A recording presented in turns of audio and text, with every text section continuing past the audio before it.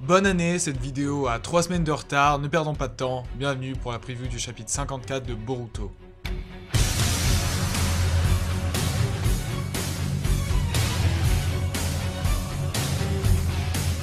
Alors avant de commencer la vidéo, j'aimerais juste revenir sur 2 points. Le premier, c'est les spoils dans les commentaires. Alors je sais que vous n'êtes pas malveillant ou quoi que ce soit, mais s'il vous plaît, à l'avenir, évitez de spoiler les chapitres lorsqu'ils sortent dans les commentaires avant leur sortie officielle. Personnellement, je les regarde seulement le jour de la sortie, j'aime pas me faire spoiler quelques jours avant, enfin bon, voilà, c'est un choix personnel, donc autant pour moi que pour les autres abonnés qui eux aussi attendent la sortie officielle du chapitre pour le lire. Donc voilà, dans les commentaires, je vous invite à éviter de spoiler. Et le deuxième point, c'est juste la dernière vidéo que j'ai sortie, enfin dernière vidéo sur Boruto qui est sortie, celle dans laquelle j'affirme que le Jugan n'existe pas. Alors elle a fait un peu polémique, enfin bref. C'est pas là où je voulais en venir, c'est juste que la vidéo est un peu incomplète, je suis désolé, j'ai mal fait mon boulot, mais il y a des éléments que j'ai oublié de rajouter dans la vidéo, et d'autres que j'ai appris au fur et à mesure, qui sont du coup dans mon onglet communauté. Enfin bref, je vous invite à aller checker aussi mon onglet communauté, il n'y a pas que les vidéos. Assez blablaté, passons à la lecture du chapitre 53 de Boruto.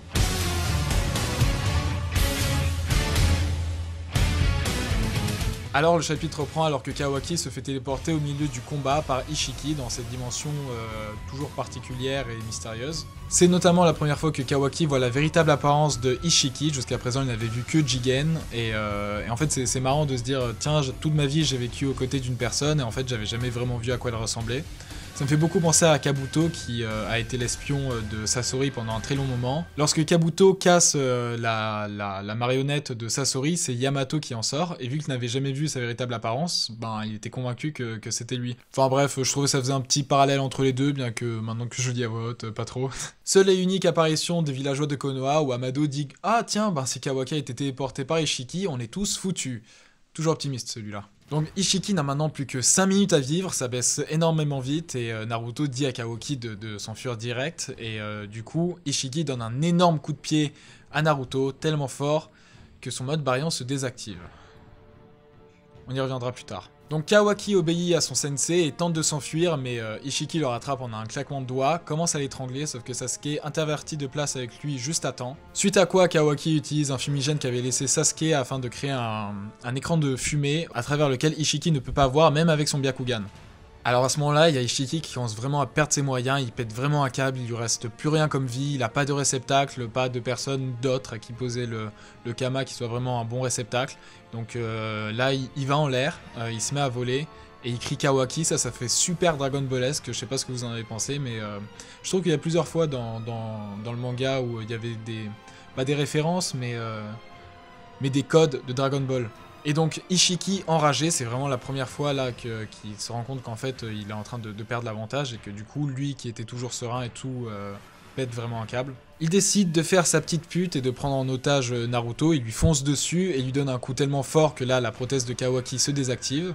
Kawaki ramasse alors sa prothèse et s'assoit accroupi dans un coin et à ce moment-là un flashback arrive. Il se souvient d'une des fois où il a tenté de se cacher de Jigen en vain, mais celui-ci le retrouve toujours et s'ensuit toujours la punition. Mais suite à ses souvenirs mélancoliques, il se rappelle de Naruto et de ses belles paroles. Alors que Ishiki fait un décompte avant d'achever Naruto, Kawaki se révèle. Ishiki se jette alors sur lui, mais Kawaki tente de lancer une technique Katon qui bien sûr n'a servi à rien. Ishiki le saisit et une conversation entre les deux commence. L'Otsutsuki se moque de sa maîtrise du ninjutsu et de sa volonté de devenir un ninja. Pour lui, il n'atteindra jamais cet objectif car il n'est qu'un réceptacle et destiné à se transformer en Ishiki. Mais Kawaki se fiche de tout ça car un monde sans Naruto n'est pas un monde dans lequel il veut vivre. La partie est donc perdue, Ishiki pose son Kama sur Kawaki et se met à rigoler. Il félicite tout de même les shinobi de l'avoir poussé dans ses retranchements, lui qui les considérait comme des espèces inférieures, mais à ce moment-là il se met à s'effriter, à tomber en cendres. Alors à ça, il y a deux possibilités, soit c'est parce que son temps s'est écoulé, vous savez il lui restait plus que 5 minutes, mais en vrai ça s'est écoulé beaucoup plus vite que ça. Soit l'option la plus probable selon moi, c'est parce qu'il a posé le Kama sur Kawaki. On sait qu'après avoir frôlé la mort à cause de Kaguya, il n'a pas pu planter son Kama sur Jigen au tout début, parce que ça demandait trop d'énergie. Et là, vu qu'il est au bord de la mort, qu'il pose le Kama, je pense vraiment que c'est ce qu'il a achevé. Sauf que surprise, le Kama de Kawaki commence à s'effacer. Ishiki perd à nouveau ses moyens et ne comprend pas ce qui se passe. Il tombe tellement en morceaux qu'il n'arrive même plus à tenir debout. La personne sur laquelle il avait en fait posé le Kama n'était autre qu'un clone de Kawaki.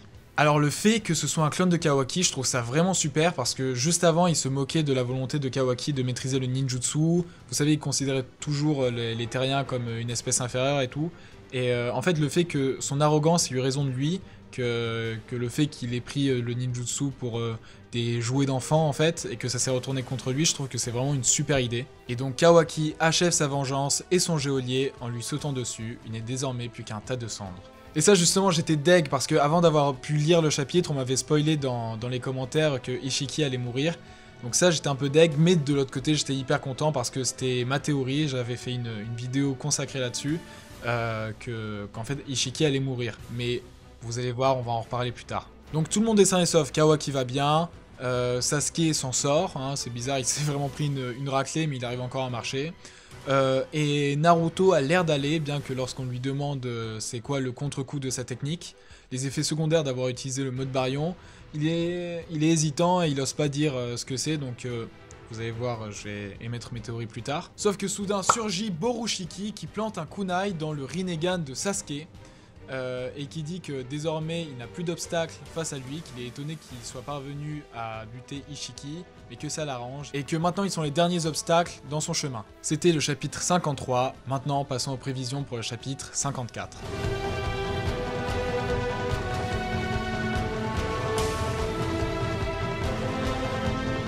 Bon, au niveau de la météo Boruto, les prévisions ont plutôt été bonnes, on avait pu prédire la mort de Ishiki, alors que ça, franchement, j'avais vu personne sur YouTube prédire ça, donc je suis assez content de moi. Après, je pense que la deuxième partie de cette théorie que j'avais faite sur la mort d'Ishiki risque de ne pas s'achever, je vais en parler plus tard, mais bon, au moins, on a deviné sa mort.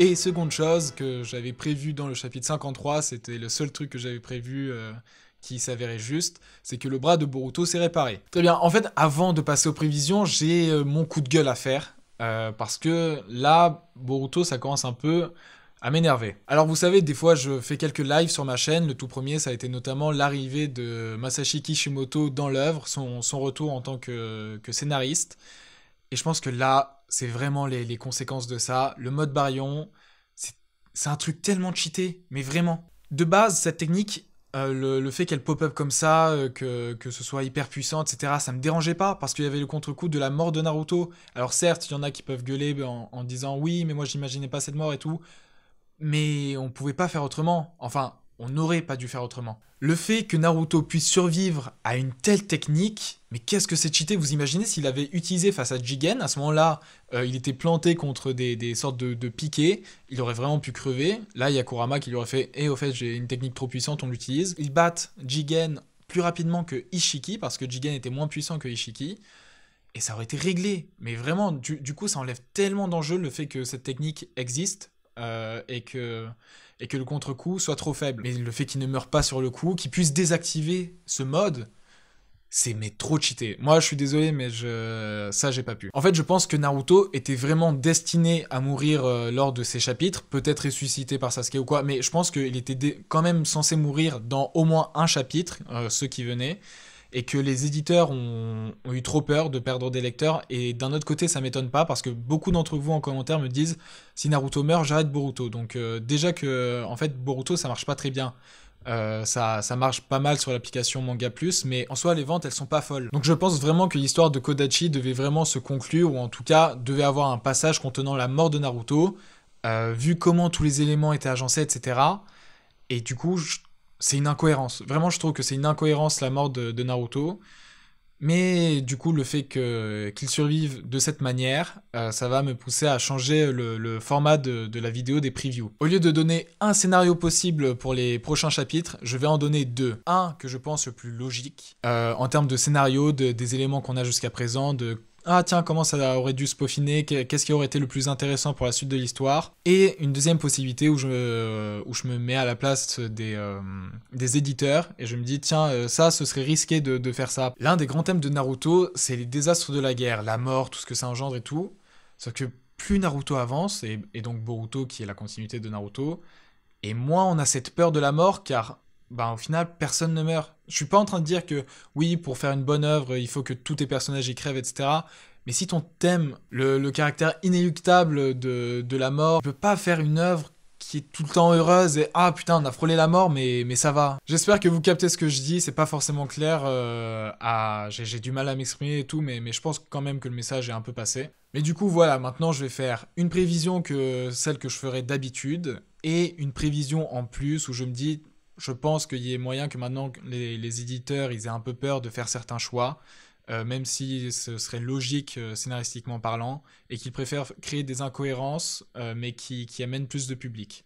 Donc voilà, on va passer aux 2 premières prévisions du coup. Sasuke est désormais borgne. Alors, en temps normal, j'aurais dit, ben du coup, il va le rester. Sauf que maintenant, je vous ai dit, avec le choix des éditeurs et tout, j'ai peur vraiment qu'ils enlèvent tous les enjeux. Mais je ne pense quand même pas qu'il va le récupérer par exemple avec Izanagi, bien qu'il ait récupéré des cellules Senju lorsque Kabuto l'a sauvé pendant la 4ème Grande Guerre Ninja.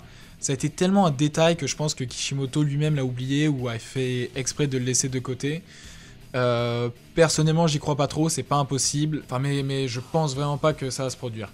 Ensuite, Izanagi, c'est pas possible parce que normalement, ça a été une incohérence dans Naruto Shippuden, mais normalement, là aussi, il y a besoin de cellules Senju, mais au-delà de ça, il y a besoin de l'activer avant le Izanagi, donc là, c'est un peu mort. Alors, il y a d'autres moyens d'imaginer comment il pourra récupérer son Rinnegan. Encore une fois, ça, c'est la version que je me fais du point de vue des éditeurs, et ma version à moi, c'est que il va perdre son Rinnegan, il est temps qu'il y ait des conséquences, c'est pas... Oh, Naruto il va mourir dans le prochain chapitre. Ah bah non, il est sauvé. Oh, Sasuke il a perdu son Rinnegan. Ah bah non, il a récupéré. Tu vois, c'est horrible, c'est chiant. C'est faire du suspense pour rien, c'est te vendre quelque chose qui au final n'a pas lieu. Enfin, moi j'adhère pas du tout. Bon, là je commence à m'énerver alors que c'est pas confirmé que Sasuke va récupérer son Rinnegan. Mais même dans l'œuvre, le Rinnegan c'est trop cheaté. Surtout que là Boruto va avoir le Kama, il va apprendre à le maîtriser, etc. Donc pour moi, dès que Boruto a commencé, je savais qu'ils allaient se débarrasser d'un moment ou l'autre du Rinnegan. Je pense que ce moment est enfin arrivé et qu'il faut vraiment pas faire récupérer cet œil. Donc selon moi, Sasuke a perdu son Rinnegan pour de bon, mais je pense qu'il y a aussi la possibilité qu'il le récupère et ça, je suis contre. Sasuke n'a plus de Rinnegan, Naruto n'a jamais eu de technique spatio-temporelle, Kawaki a perdu son Kama, et Boruto va normalement perdre connaissance une fois que Momoshiki aura fini de prendre le contrôle de son corps. C'est ce qui s'était passé dans le combat face à Boro. Donc certes, il est possible qu'ils attendent quelques heures, le temps que Boruto se réveille pour se retéléporter sur Terre, mais j'ai une deuxième possibilité. Alors je vous avais dit que dans une vidéo j'avais prédit la mort de Ishiki, sauf que ce n'est pas tout, j'avais prévu autre chose qui reste encore à confirmer, c'est que ce soit Boruto qui transmet son Kama à Kawaki. Alors là je vois beaucoup de personnes qui vont se poser des questions comme oui mais on n'a jamais vu de porteur du Kama le transmettre à qui que ce soit.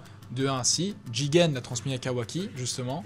Et que si vous voulez tous les éléments de cette théorie, je vous invite à aller voir la théorie, la vidéo en question, il y a tous les éléments, voilà, tout est dit. Et le fait que ce soit Momoshiki qui donne son Kama à Kawaki, je pense que c'est vraiment la meilleure des idées.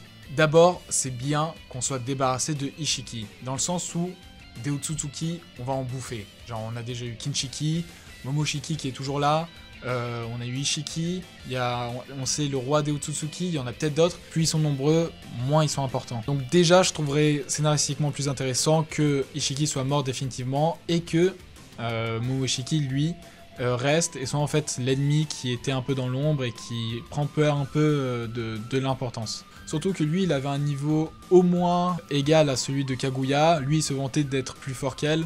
Mais en vrai, il y a moyen qu'il soit plus faible, il s'est fait défoncer par les Kage et tout. Enfin bref, vous voyez, c'est un Otsutsuki qui est certes puissant, parce que c'est un Otsutsuki, mais qui est assez bas. Et le voir monter petit à petit, le fait que ce soit un Otsutsuki ambitieux, qui visiblement était ennemi avec Ishiki et qui désormais risque de prendre sa place, et de monter ainsi les échelons, je trouve ça super intéressant, surtout qu'à l'inverse de Ishiki, qui était très arrogant, et qui s'est fait avoir par son arrogance parce qu'il sous-estimait les ninjutsu et tout, et Momoshiki lui, il s'y intéresse. Le ninjutsu, les outils ninja, tout ça, il est intrigué. Et ça, ce serait vraiment hyper intéressant de le développer, parce que déjà, un Otsutsuki qui a du talent, on a vu à quel point c'est destructeur, mais un Otsutsuki qui a du talent et qui en plus s'applique sur la technique, et ça va être un monstre. Et dernier élément qui me pousse à penser que ce sera le cas, c'est que ce serait vraiment parfait pour Momoshiki qui lui, comme je vous l'ai dit, qui cherche à devenir le plus fort, graver les échelons, etc. Et s'il transmet son Kama à Kawaki, il cherchera à ressusciter non pas à travers Boruto, mais Kawaki, qui lui est vraiment le réceptacle parfait selon Ishiki, donc vraiment il chercherait à ressusciter à travers lui, et du coup avec son deuxième Kama sur Boruto, il s'en servirait pour nourrir Jubi, et ainsi il n'y aurait plus de Ishiki dans ses pattes, il aurait ressuscité dans un corps parfait, et il aurait le fruit du chakra. Ce serait parfait pour lui, le plan idéal. Alors ça c'est vraiment ce que j'ai longtemps cru, je le pense encore, je pense que c'est vraiment l'histoire la plus pertinente. Par contre, il y a un détail qui me fait douter et qui tourne beaucoup sur YouTube. Un regard.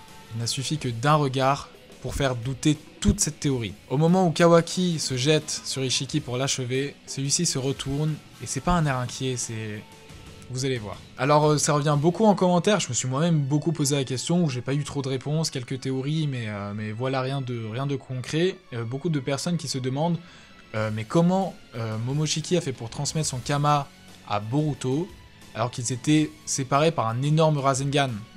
Nous, on connaît le transfert de Kama via là, les espèces de fluides qu'utilisait Jigen dans les poches avec les gamins. On connaît Ishiki qui lui était en contact direct. Enfin bref, et là, la mort de Momoshiki, c'est bizarre. Sauf qu'il y a un détail qui change tout. C'est la phrase de Momoshiki, justement, une fois qu'il a posé son Kama. Il lui dit qu'une fois qu'on a tué un dieu, on ne peut rester un être ordinaire. Et donc, l'un des autres moyens de transfert du Kama serait via la mort. Ainsi, Kawaki qui achève Ishiki, c'est Kawaki qui se condamne. En tuant un Otsutsuki, il obtient ainsi son Kama, et donc il aurait à nouveau le Kama de Ishiki.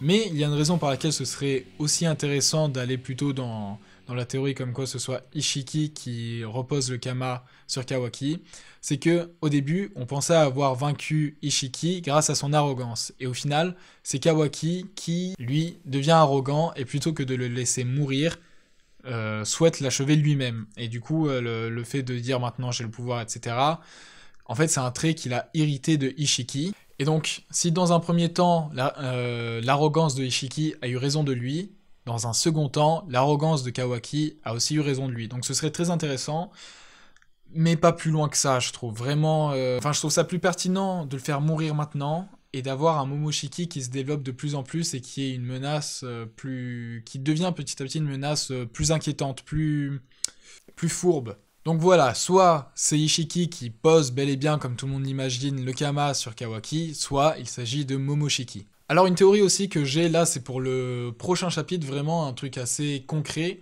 c'est que je pense que là on savait que Boruto était à 80% d'Otsutsukification, et je pense que là, le fait de se transformer, ça va encore un peu accélérer le processus, et du coup qu'il y ait moyen que sa transformation se développe encore. Je pense vraiment qu'on aura une sorte de power-up de Boruto, où il aura par exemple 2 cornes, ou je sais pas, mais des traits en plus de Momoshiki, je le vois mal rester à ce stade. On l'a déjà vu se battre comme ça face à Boro, je pense qu'il va passer à un stade supérieur d'Otsutsukification. Et bien sûr, pour conclure ces prévisions pour le chapitre 54, je pense que c'est Sasuke qui va provoquer sa cicatrice à Boruto.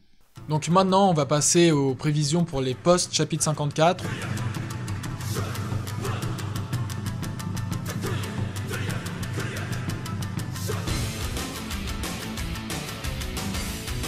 On essaie de pas aller trop loin dans les prévisions, de pas par exemple essayer de prévoir la fin du manga, etc. On va imaginer quoi, 10 chapitres après le chapitre 54. Donc ce que je pense qui va se passer, c'est donc, je vous l'ai dit que Sasuke va provoquer la cicatrice à Boruto, mais je pense qu'il va mourir de ses séquelles. Tout d'abord, un Sasuke sans Rinnegan s'il le perd définitivement, je l'espère. C'est un peu un Sasuke inutile. En effet, t'es pas obligé de tuer physiquement un personnage, tu peux juste mettre fin à son importance dans l'histoire. Si Sasuke perd toutes ses capacités, il n'est plus utile, et donc tu peux le laisser vivre, t'es pas obligé d'achever le personnage vraiment.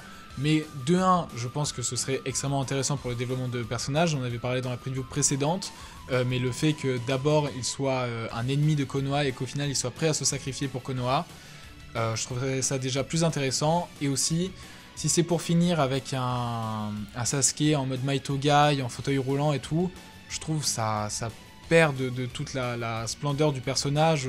Enfin, Might Guy qui lui avait activé les 8 portes, avait mis en mal Madara, etc. Au final, tu le vois en mec qui peut plus rien faire, quoi. Genre, au lieu de mourir en héros, les souvenirs qui restent, c'est celui d'un homme affaibli, quoi. Donc moi, personnellement, certes, je ne pense pas qu'on soit obligé de tuer un personnage, mais je pense que ça implique de forcément le décrédibiliser. Donc personnellement, j'opte pour la mort de Sasuke. En plus, ça permettra le développement de personnages de Boruto, de Sakura, de Sarada, et peut-être même de lui éveiller du coup le Mangekyo Sharingan. Je crois que j'en avais parlé dans la précédente preview. Donc toujours si ma théorie est bonne, Kawaki a désormais le Kama de Momoshiki, et bon, il a vécu des années avec le Kama de Ishiki, donc il maîtrise assez bien ce saut, et je pense que c'est lui qui va les retéléporter à Konoha. Ensuite, Naruto n'osait pas dire quel était le contre-coup de sa technique, et je pense que désormais il est mourant, et que ça va faire une sorte de compte à rebours jusqu'à sa mort. Je ne pense pas, vu comment les choses tournent, je ne pense pas que Naruto va mourir de ses séquelles, et dans le flash forward, lorsque Kawaki lui dit tu vas rejoindre là où se trouve ton père, pas là où j'ai envoyé ton père, attention, c'est une erreur de traduction de la part des Anglais, Kawaki n'est pas forcément impliqué là-dedans. Je commence de plus en plus à croire du coup que Naruto, dans ce flash forward, n'est pas mort, mais bel et bien scellé quelque part, par exemple peut-être pour lui sauver la vie. Ah merde, il te reste plus que, je sais pas, justement 3 jours à vivre, comme Ishiki, ce serait assez marrant.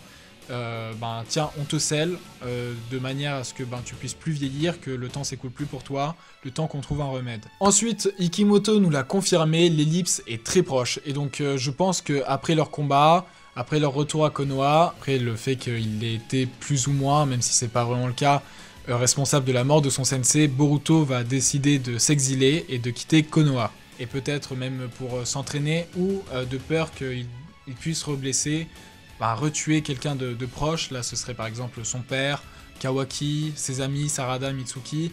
Je pense que soit c'est par culpabilité, soit c'est pour un entraînement, soit c'est par peur de blesser ses proches, qu'il décidera de quitter le village. La personne la plus probable pour l'entraîner, je ne pense pas que ce soit Naruto, car désormais je pense qu'il est mourant et qu'il va de plus en plus s'affaiblir, etc. Et que de toute manière, je vous l'ai dit, je pense qu'il aura peur de tuer son père, et donc il refuserait de rester à ses côtés. Je reste toujours sur la possibilité que ce soit Kashin Koji qui l'entraîne, car celui-ci s'y connaît presque autant qu'Amado au niveau du Kama, de sa maîtrise, etc. Et ensuite, bien sûr, ça fera un parallèle moins fin, mais tout de même plus concret entre l'ellipse de Naruto et l'ellipse de Boruto. Naruto entraîné par Jiraiya, et Boruto entraîné par le clone de Jiraiya, et je pense que ça ferait plaisir, et justement les éditeurs pencheraient plutôt là-dessus pour essayer d'évoquer des souvenirs. Ensuite, dernier point sur lequel j'aimerais venir, c'est Kara. Alors, Ishiki est mort, Victor est mort, Boro est mort, Kashin Koji est grièvement blessé, il lui manque un bras et il est je sais pas où, peut-être au mont Myoboku. Amado les a trahis, de même que Kashin Koji, mais il les a trahis et désormais à Konoha. Et donc les derniers membres en vie de Kara qui pourraient encore tenter d'arriver à leur premier objectif, ce serait Delta et Code. Alors Delta, elle est toujours désactivée au QG de Kara, que l'on sache, bien qu'elle ait encore un deuxième corps qui puisse être activable, mais je pense pas qu'elle puisse l'activer toute seule du coup. En plus, elle semble avoir un passé qui est lié à celui d'Amado, donc je pense qu'elle va vraiment s'avérer très importante. Et Code, qui lui est toujours aux côtés de Jubi, donc soit c'est Ishiki qui l'y a téléporté, et du coup le gars va juste mourir de faim, ou à moins qu'ils y retournent et qu'ils trouvent Code là-bas, mais donc il y a moyen que Code il soit juste enfermé dans une dimension où il va crever. Ou il y a une théorie, je crois c'est Naruto Explained qui en avait fait part, c'est que en fait il a un ninjutsu spatio-temporel. Le gars on le connaît pas encore trop, on sait qu'il était plus puissant que Delta, et du coup j'ai hâte de voir Code et Delta. Est-ce qu'ils vont continuer sur les pas de Kara? Enfin ouais, j'ai hâte de voir ce qu'ils vont devenir. Enfin bref, je suis désolé pour le retard, je pense qu'on a fait le tour de cette preview du chapitre 54, j'espère qu'elle vous a plu. Je vous dis à bientôt pour une prochaine preview.